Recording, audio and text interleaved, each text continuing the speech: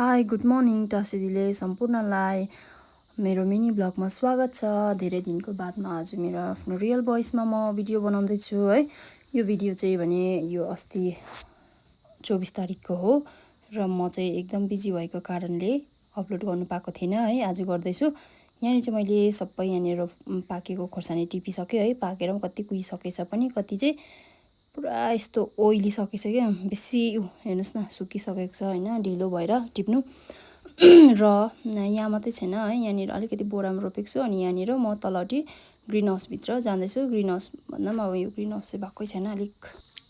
र यति बेसी खोर्सानी चाहिँ म एक्लैले घरमा खाइसक्दिनँ। एक्लै भन्दा हाम्रो घरमा त्यस्तो बेसी खोर्सानी खाँदैन है।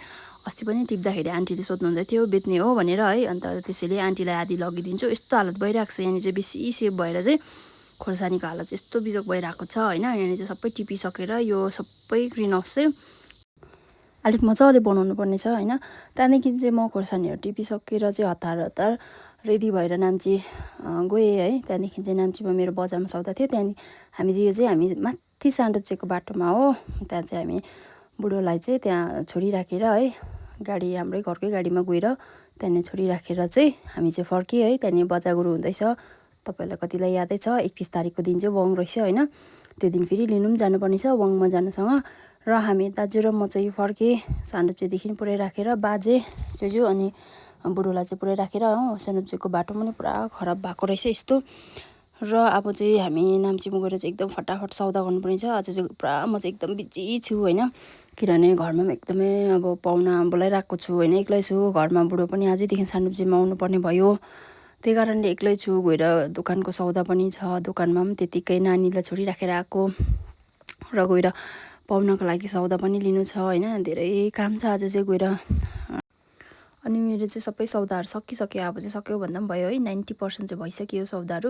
यहाँनिर अस्ति नै मैले फेसबुकमा देखिरहेको थिएँ सेल लागेको होइन पर्दाको। अन्त म पनि एकछिन अब कस्तो हुन्छ केटी मान्छे त देखेपछि बस्नु मन लागिहाल्यो होइन। एकछिन बसेर हेरेको फेरि मन परिहाल्यो हो। फेरि 2 सेट मैले छ्यासिमको लागि चाहिँ आज पाहुना पनि आउँदैछ। पाहुनाको निमा पर्दा पनि बोकिहाल्छु भनेर मैले 2 सेट चाहिँ किनेँ है। 600 रुपियाँ सेटको राम्रो लाग्यो मलाई चाहिँ। तपाईँहरूले पनि किन्नुभयो कि भएन। यहाँनिर नाम्चीमा त्यो के भन्छ ठाडो लाइनमा छ नि, के भन्छ मस्जिद के को लाइनमा रहेछ यहाँनिर पर्दाहरू एकदम सबले सस्तो भनेर होला, मलाई पनि सस्तै लाग्यो होइन। मैले पनि 2 सेट किनेको छु।